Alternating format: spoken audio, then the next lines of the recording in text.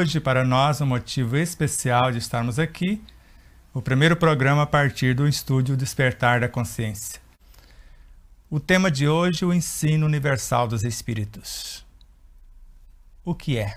Para que serve? Como usar?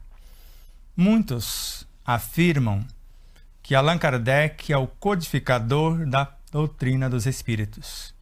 Ele próprio, Allan Kardec, em mais de uma obra, a começar pela Revista Espírita, ele nunca se afirmou o codificador, mas sim o organizador de uma doutrina que, segundo ele, não existe por completa em parte alguma, mas, segundo ele ainda, existe em todas as partes fragmentos desta doutrina que, conforme a questão 145 da obra O Livro dos Espíritos, trata-se de uma doutrina eterna.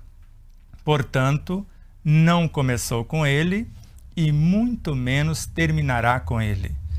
Na mesma obra O Livro dos Espíritos, na questão 222, ele escreve do próprio punho, nas suas conclusões naquele instante, que ele não cansava de se esforçar para provar que a doutrina dos espíritos existe desde a mais alta antiguidade.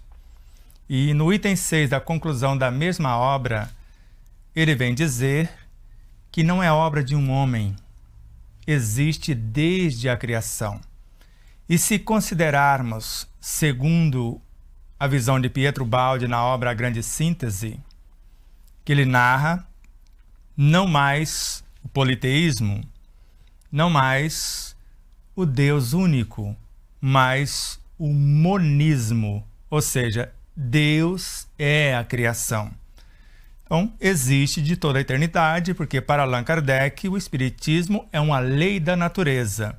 Se é uma lei, justo pensar que começou antes da própria natureza, porque para criarmos alguma coisa, antes criamos a lei que vai reger tal coisa, depois cria-se a situação em si que vai ser regida por essa lei, porque essa ideia é do próprio Kardec. Antes de Deus criar as coisas para os homens, preparou os homens para administrar tais coisas. De modo que vamos falar de um espiritismo que é a doutrina dos espíritos. E conforme Leon Denis, a doutrina é para mentes livres, ou seja, livres pensadores, filósofos, cientistas, religiosos de um modo geral. Porque é uma filosofia que nos ensina a pensar, é uma ciência que nos ensina a fazer e é uma moral que nos ensina a comportar. Conforme definiu Allan Kardec após a terceira edição do Livro dos Espíritos, é uma doutrina filosófica com bases científicas e consequências morais. Com a filosofia estudamos, com a ciência comprovamos e com a moral vivenciamos. Basta imaginar que, se pensarmos a respeito da nossa própria realidade, porque o Espiritismo trata da origem, da natureza e do destino dos espíritos. Eu, como espírito imortal, sou eu que estou aqui na totalidade? Kardec afirma que não. Assim, conforme as obras de Leon Denis, Gabriel Delane, Alexandre Aksakov, Gustave Gelei, Ernesto Bozano e vários outros luminares e estudiosos da época do próprio Kardec. Porque no Livro dos Espíritos, na questão 540, narra que tudo cresce, tudo evolui, desde o átomo primitivo até o arcanjo que começou por ser átomo. Para Joana de Ângeles, o espírito, como individualidade, tem quase a idade da criação. E a alma encarnada, a personalidade atuante, é apenas uma síntese da atual circunstância, conforme consta na obra O Ser Consciente. Para Leon Denis, na obra O Problema do Ser, o Destino e da Dor, de ordinário, o que está encarnado não passa de uma diminuta fração do espírito como totalidade. Para Paulo de Tarso, existe em nós um eu interior e um eu exterior. Eu exterior, que é o que está encarnado, que pode fraquejar, mas o eu interior jamais se prejudicará. De modo que esse eu interior, para André Luiz, é o reino de Deus em nós, que, segundo Emmanuel, a partir do cérebro espiritual, que é a nossa mente, construímos esta consciência profunda, que é o suprassumo do espírito imortal. Para Joana de Angelis, na obra Vida, Desafios e Soluções, todas as criaturas, ela disse todas, são multidimensionais, ou seja, vivemos em multiversos. De modo que a ciência acadêmica prova a existência de 4 fótons. 4. Só que em 4 dimensões diferentes. Fótons esses que relacionam-se entre si, ou seja, vivem experiências em 4 dimensões simultâneas. O espírito, por ser um multiverso, ele vive incontáveis dimensões, administrando incontáveis situações, porque para Allan Kardec o espírito é como um sol. Ele pode estar em toda parte ao mesmo tempo, como o sol em nosso sistema solar também o está em todos os orbes que em torno dele circulam. De modo que, segundo Allan Kardec na Revista Espírita, a natureza não disse a sua última palavra. E o Espiritismo, como uma lei da natureza, também não afirma de forma dogmática, isso termina aqui. Para Allan Kardec, reencarnação foi um termo usado para compreender uma situação naquele momento. E após ele próprio testificar que o espírito não reencarnava como um todo. Conforme Joana de Angelis também esclarece, o que encarna é um ponto dessa autoconsciência pura, que, segundo Ernesto Bozano, em cada encarnação, o espírito, a individualidade, fabrica mais uma alma, que, segundo Miramês, esta alma, obedecendo ao espírito, que é a sua totalidade, executa um projeto para arquivar neste espírito, que é o seu senhor, o resultado da experiência em pauta. De modo que, para nós, o Espiritismo, a cada segundo, conforme consta na questão 18 do Livro dos Espíritos, quando Kardec interroga o homem, poderia descobrir os mistérios das coisas que lhe são ocultas? Sim, a resposta foi sim, pelo Espírito da Verdade. À medida que ele se depura, que ele se moraliza, que ele se transforma para melhor. Ele vai mergulhando a tua consciência na essência das coisas da vida, da origem, da natureza e da destinação do ser. O projeto que nós chamamos o Instituto Despertar da Consciência nasceu em 8 de agosto de 2012. A Fraternidade Espírita Joana de Angelis, em 9 de maio de 1999. Hoje estamos inaugurando essa nova fase em 12 de maio de 2019. Então, 20 anos após, encerra-se um ciclo para começarmos um outro e agora, de fato, como livres pensadores, para falar da doutrina dos Espíritos como ela o é. Porque na questão do 628 da obra O Livro dos Espíritos, o próprio Kardec narra: há em tudo germes de grandes verdades. Em tudo. Que não deveríamos desprezar nenhum segmento filosófico, científico ou religioso, porque há em todos eles germes de grandes verdades.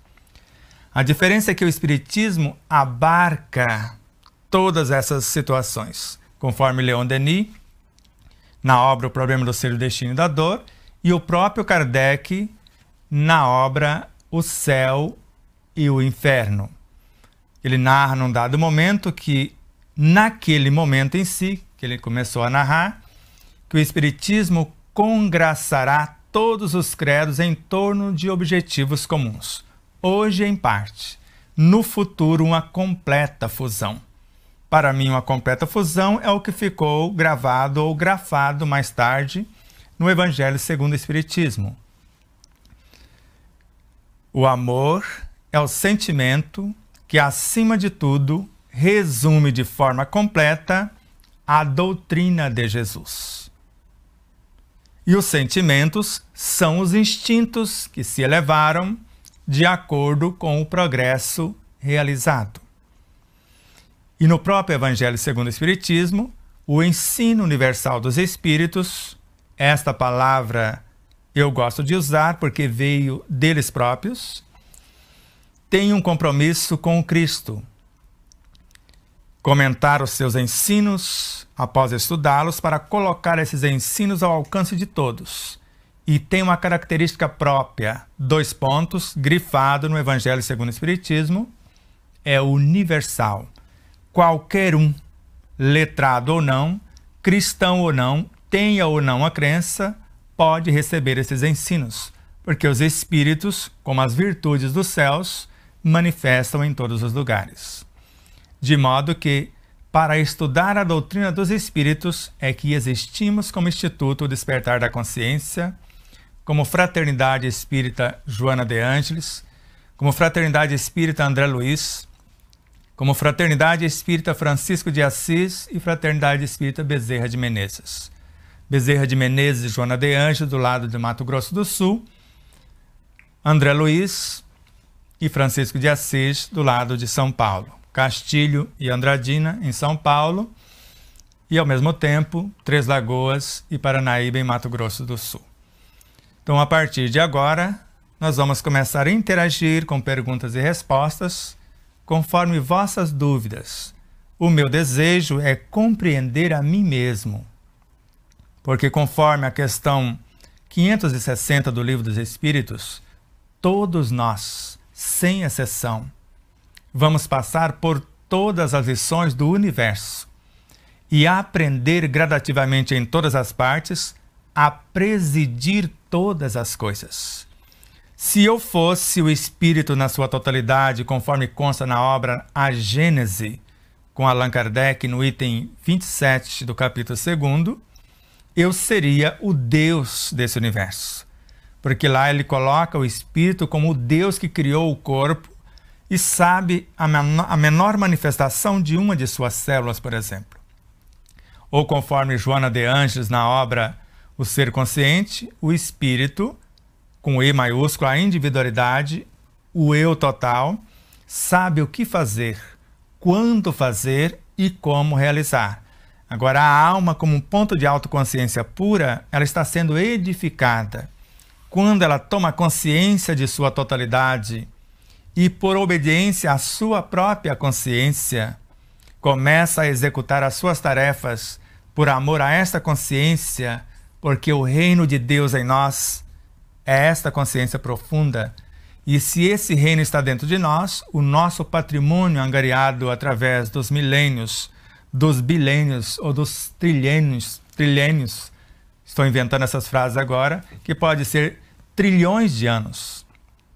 Pode, não é, porque se nós temos quase a idade da criação, o nosso sistema solar, o nosso universo tem mais ou menos de 13 a 15 bilhões de anos somente.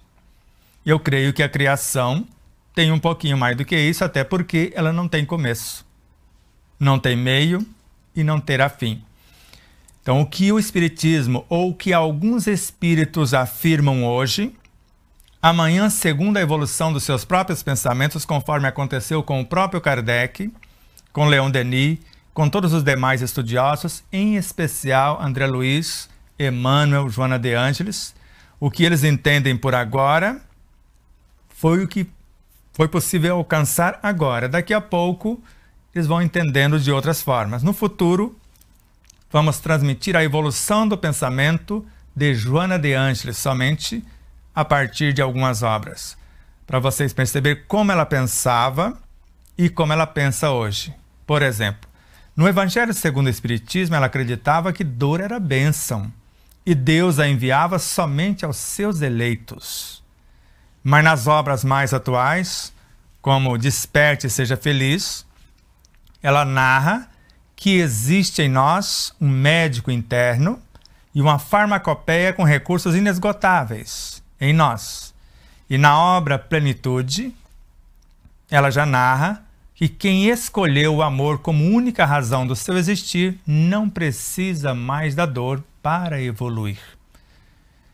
Mais uma vez, gratidão profunda às mães ou a todos os seres que têm consciência que são pais e mães, até porque o espírito, na essência, não tem polaridade masculina ou feminina.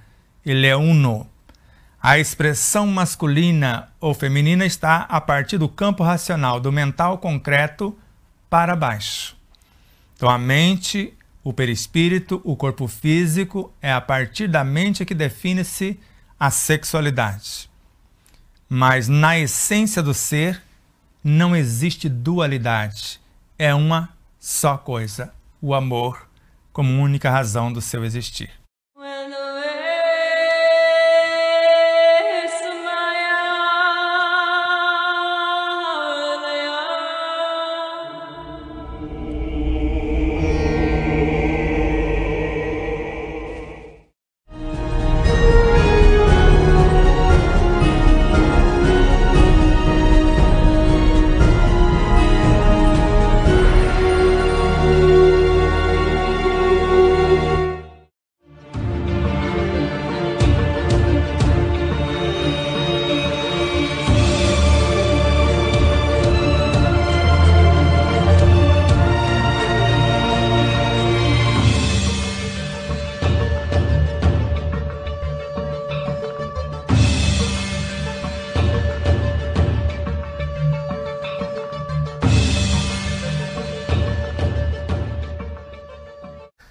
Você falou aí que nós somos um fragmento dessa essência. Somos fragmentos de, entre aspas, eus.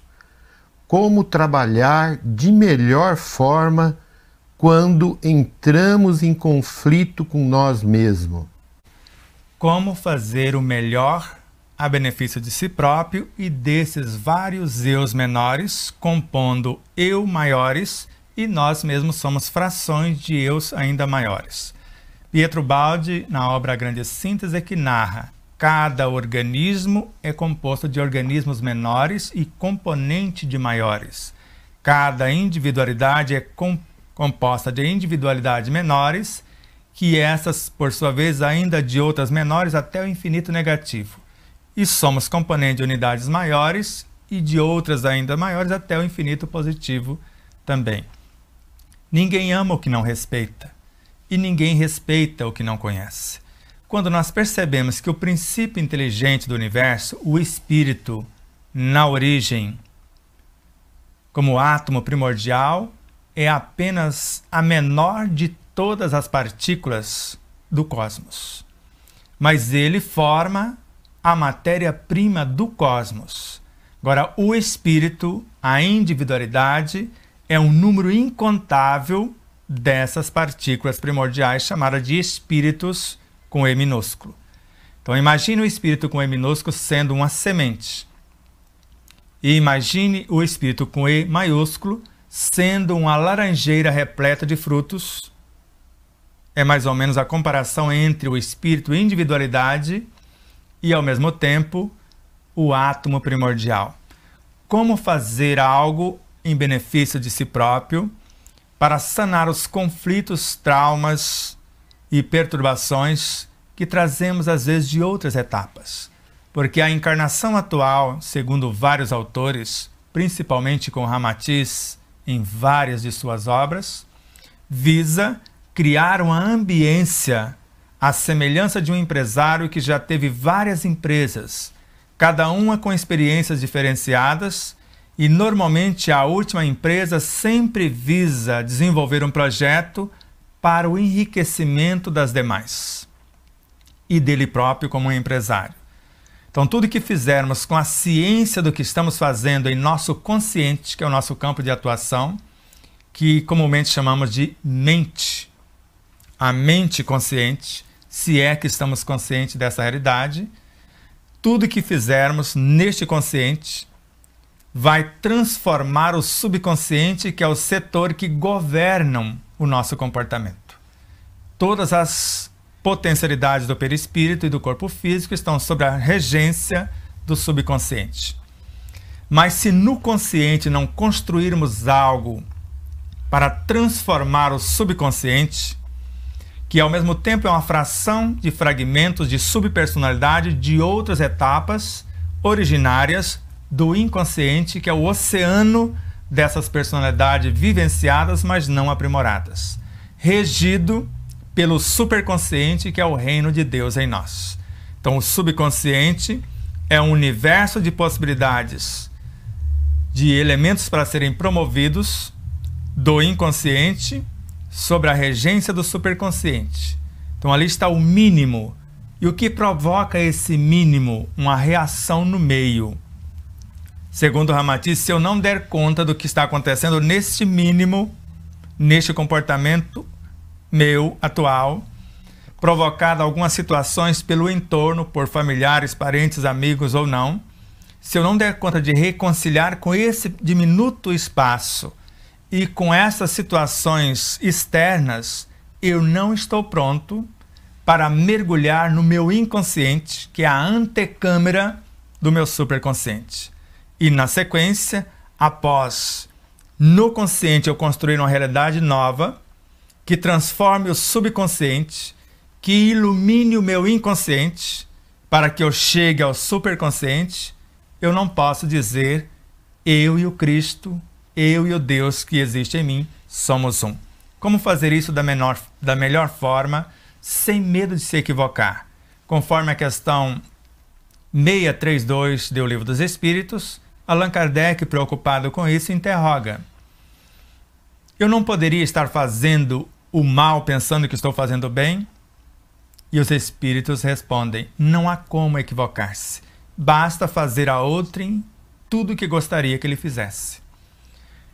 O aproveitamento total da energia, já que tudo é espírito. O não desperdício de coisa alguma e o fazer o máximo com o mínimo já é a garantia de criarmos uma situação luminosa no consciente, reconfigurar ou ressignificar o inconsciente, o subconsciente, iluminar e pacificar os traumas, conflitos e perturbações do inconsciente e, ao mesmo tempo, expandir o superconsciente. Porque se não construirmos alguma coisa agora no consciente para aprimorar o subconsciente e enviar esses valores para o inconsciente vem buscar. São as perturbações, auto-obsessões, transtornos bipolares, síndrome do pânico, depressão e várias outras psicoses, ou todas as enfermidades originam-se daí se não fizermos a nossa parte aqui.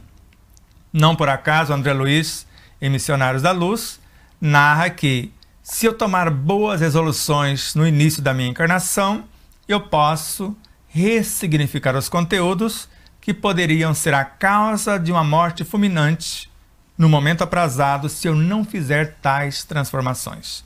Então, tudo que você fizer de forma mais lúcida e consciente, o que você entende como melhor, você vai mergulhar esse conteúdo no seu subconsciente, vai pacificar o universo inconsciente e expandir o seu superconsciente.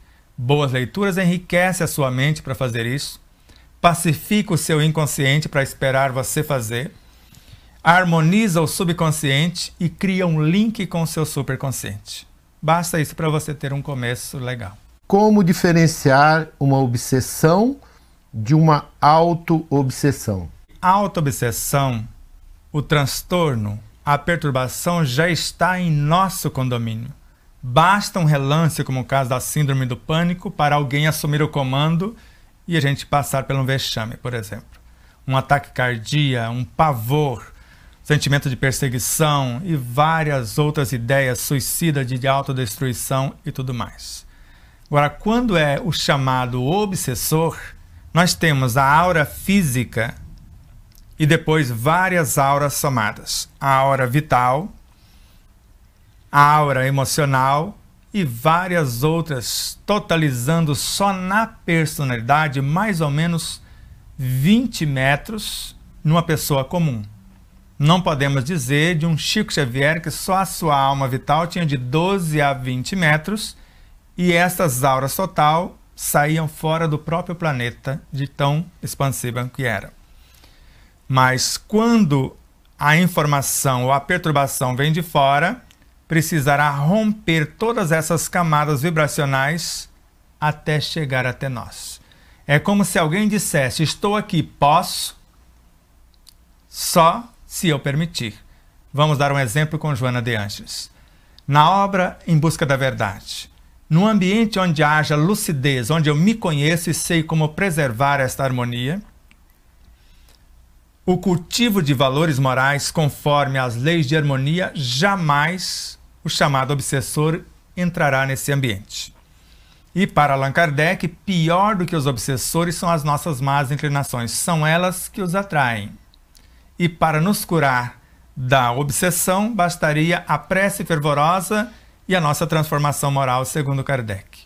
Agora, da auto-obsessão, basta eu criar no consciente um ambiente harmonioso, começar um diálogo terno e amoroso com essas perturbações morais e, ao mesmo tempo, esse diálogo terno e amoroso com os órgãos já perturbados por essas manifestações, com os tecidos, com as células desses órgãos e mergulhando do geral para o específico até buscar as origens da vida, dessa força mantenedora, tanto do universo biológico quanto no universo espiritual. Não por acaso Allan Kardec sintetiza em obras póstumas, ou alguém sintetizou os seus estudos, mais ou menos assim: não raramente somos os nossos próprios obsessores. Antes de quem quer que seja intencionar domar um espírito mal, precisa cuidar de domar-se. Então, aqueles que não estudaram Allan Kardec pensam que ele perdeu tempo com reunião de desobsessões que não funcionam. Se os participantes não se evangelizarem, se modificarem em primeiro lugar e, na sequência, os obsediados vão se modificar. Kardec percebeu isso muito cedo. E na Revista Espírita de 1868, ele já coloca no primeiro artigo do mês de novembro que numa reunião de estudos já acontece a assistência entre os encarnados. Não precisaria passes individuais para aqueles que não estudaram Allan Kardec, usam o mecanismo. Ao mesmo tempo, assistimos os espíritos mais necessitados, obsessores ou não. E somos assistidos por seres mais iluminados. Numa reunião de estudo, Kardec presencia essa realidade, registra, e em 1859, apenas 2 anos após da publicação da primeira edição do Livro dos Espíritos, porque o artigo foi antes de 2 anos, foi de março, e o segundo artigo de maio. Ele já trouxe à baila a seguinte informação: a era da curiosidade, do fenômeno, já passou.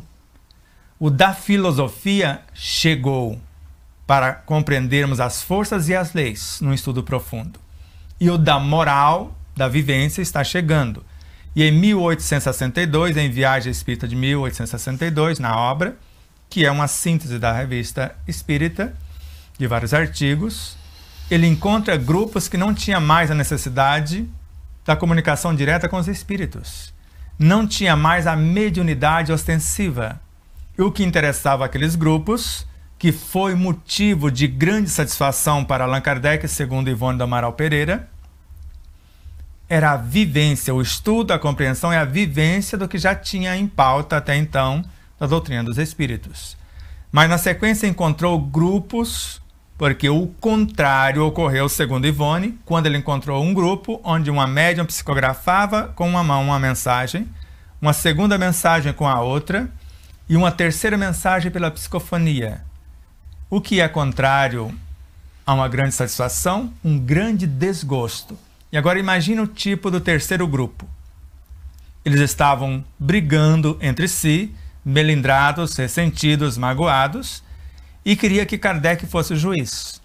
E ele disse, após silenciar por um instante: eu estarei sempre ao lado daqueles que mais se amarem e tiverem a caridade como norma de conduta. E sintetizou para ele o que era caridade.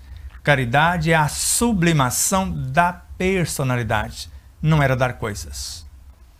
Então, de modo que a auto-obsessão é uma perturbação interior, é o conflito entre as minhas várias realidades. Eu não estou fazendo o mínimo que eu prometi fazer na atual encarnação. Com isso, o meu inconsciente bate à minha porta. Se eu fizer o máximo do mínimo, eu ilumino o meu consciente, a minha própria mente, pacifico e aprimoro o meu subconsciente e também o meu inconsciente e vou expandir o meu superconsciente.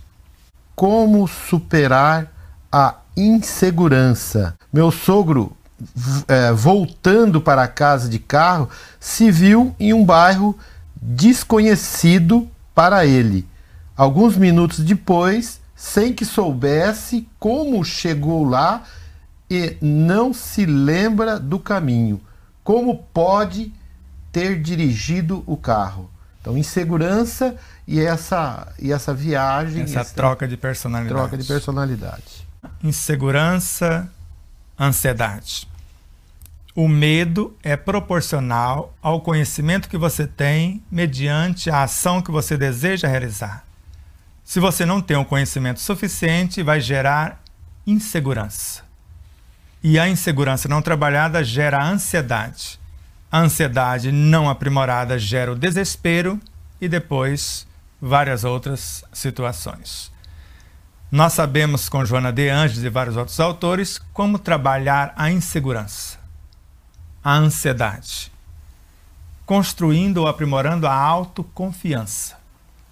A autoconfiança é quando eu sei os potenciais que eu tenho a partir do autoconhecimento, do autodescobrimento, do autoamor, da autorrealização e da autoiluminação.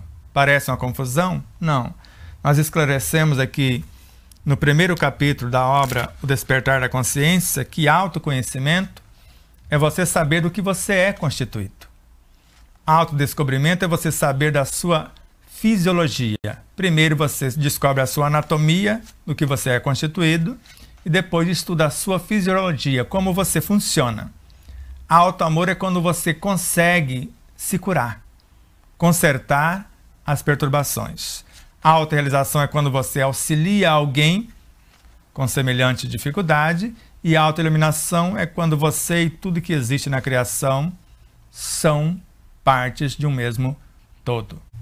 Então, quando não estamos atentos, ou quando alguma coisa precisa acontecer em nossas vidas para chamar a atenção, por exemplo, há uma situação nos Estados Unidos que um jovem que amava sua sogra como uma verdadeira mãe, na madrugada, creio que durante um sono, às vezes não tão harmônico, alguém assume o comando, levanta, pega o carro, viaja até a outra parte da cidade, tira a vida de sua sogra e volta para casa como se nada tivesse acontecido. E lá eles estudam essas realidades. E sabiam que aquele moço, o genro amoroso, jamais faria aquilo. Sabe que esses estados perturbadores do inconsciente podem eclodir quando o consciente não está harmônico, quando o subconsciente não está pacificado. De modo que, se não criarmos um ambiente harmônico para quando essas frações de subpersonalidade chegarem a receber as diretrizes, elas podem assumir o comando, conforme está na obra de Gustave Gelei, chamada O Ser Subconsciente, da época de Kardec. E o próprio Kardec é que percebeu isso em primeiro lugar. E depois, em Gabriel Delane, A Alma é Imortal. E mais tarde, também em Ernesto Bozano, em Camille Flammarion, em Leon Denis, na obra O Problema do Ser e o Destino da Dor. Ou criemos uma ambiência harmônica na qual eu estou na direção e quando chegar esses elementos indesejados, eu ter como pacificá-los, ou eles podem tomar de assalto a mente, assumir o comando do subconsciente, gerenciar o perispírito e o físico e nos tirar do contexto até realizarem o que eles pretendem. Depois, devolve o comando e aparentemente volta à normalidade.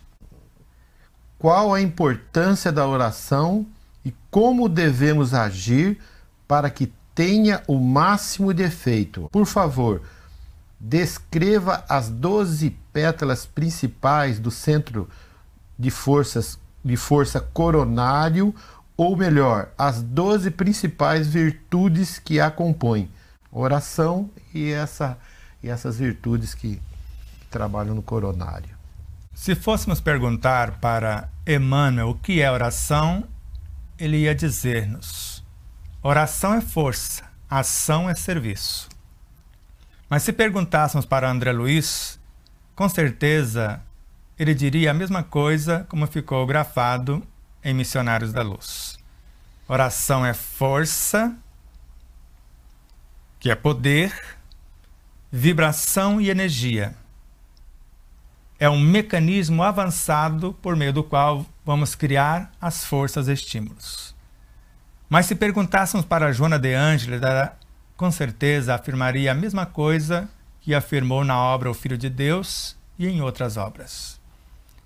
Orar é iluminar-se de dentro para fora. É o mais potente e o mais perfeito mecanismo de planificação.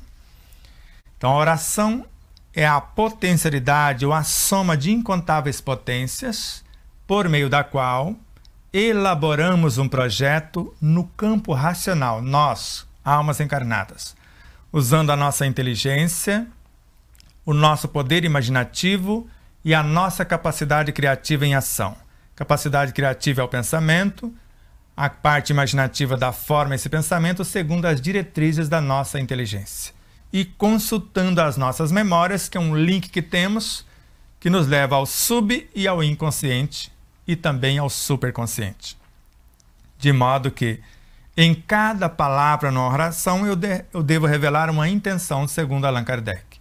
E conforme eu apresento esse projeto, quanto mais sincero eu sou, quanto mais honesto eu sou, quanto mais humilde, mais profundo eu mergulho na minha consciência, que segundo Leon Denis, ela vai fecundar-me com as forças intuitivas, nascidas das 12 pétalas do centro coronário, que nós chamamos de humildade, de paciência, de esperança, de alegria e de outras virtudes fundamentais.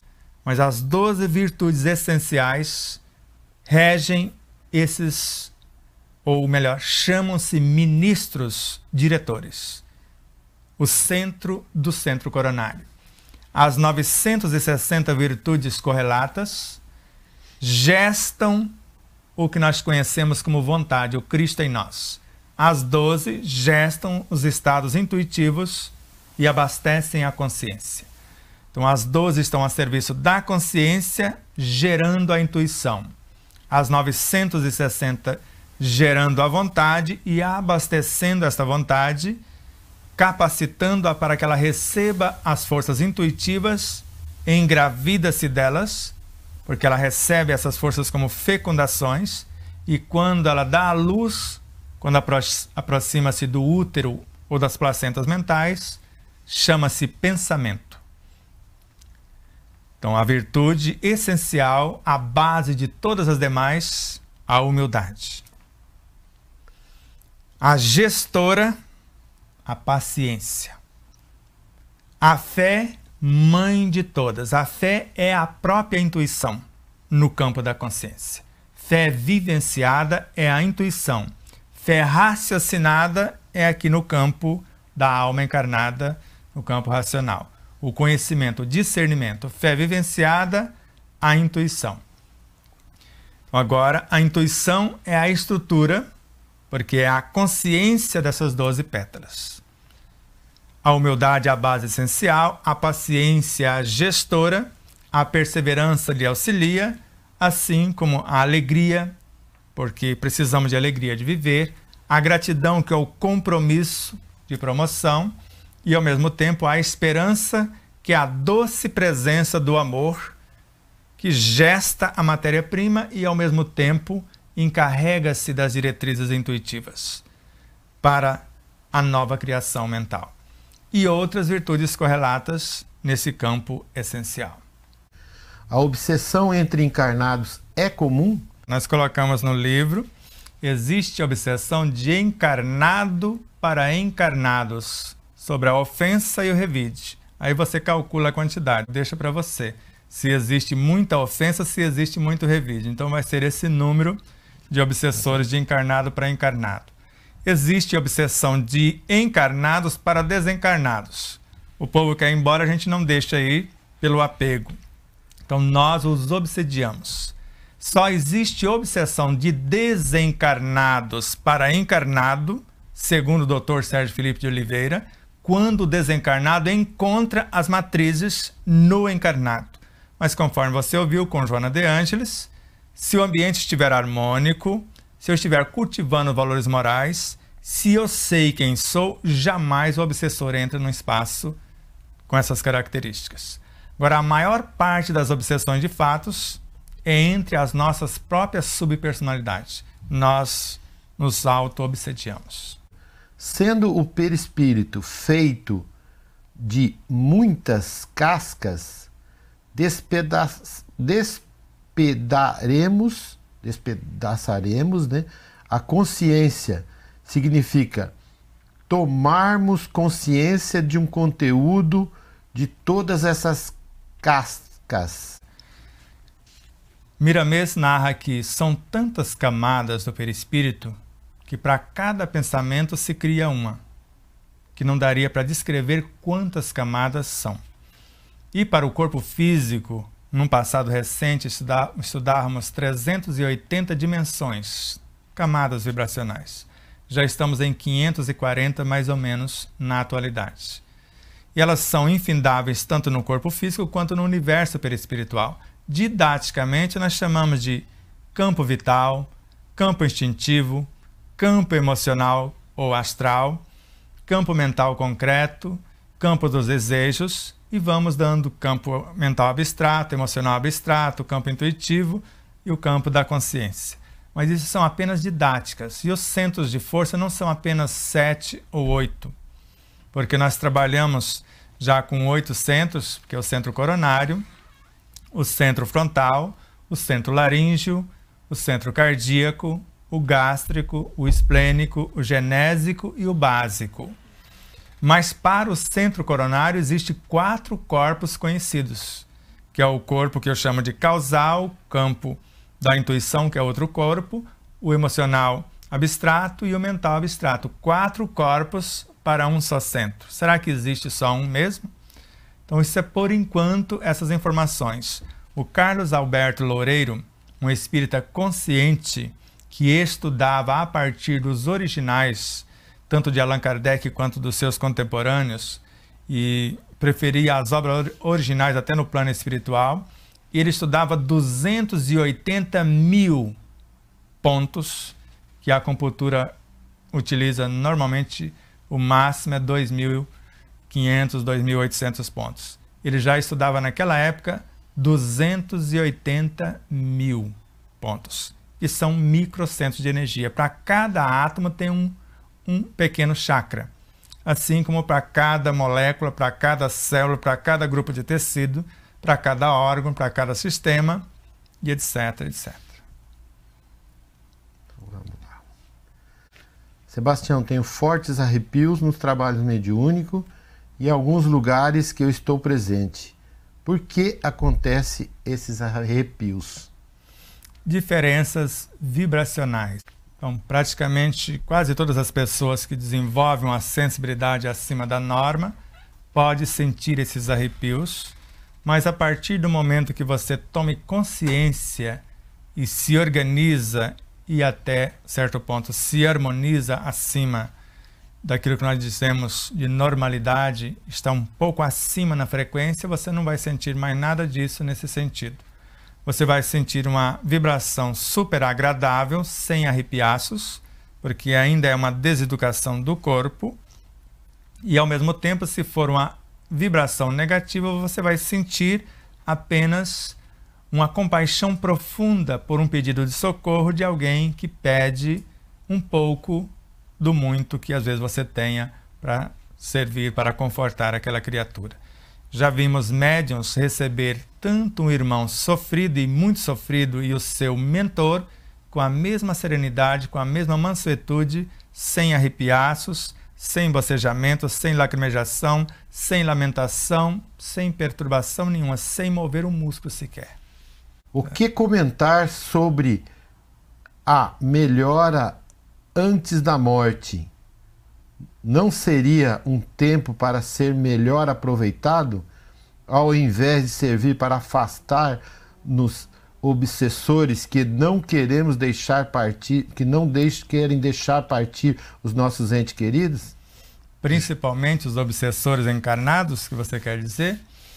Quando éramos indígenas, e existe ainda em tribos indígenas até hoje, às vezes chegamos a um estado de fragilidade do corpo tamanha que não temos força nem para morrer. É assim que usamos por lá. Então o que fazem conosco lá nas tribos? Pode construir uma gemada e colocar, porque eu já não estou comendo mais nada, já não entra mais nada, então colocam na região umbilical uma gemada, algo muito forte aqui, de vitalidade mesmo, para dar um certo dinamismo no corpo, para que eu tenha força para desligar-me do próprio corpo, para que esse universo biológico, o perispírito, também receba. Quando não temos isso, o que nós fazemos? Lá não usarmos roupa. Então, ao calor de alguém que senta no meu abdômen, na região umbilical, me dá energia suficiente para que eu possa desencarnar. Mas um pouquinho de lucidez nos ajudará a tomar ciência, tanto para melhorar as nossas condições para desligar-se do corpo, quanto até criando a ambiência favorável para afastar os maus espíritos, que talvez não queira deixar com que a gente vá de maneira harmônica.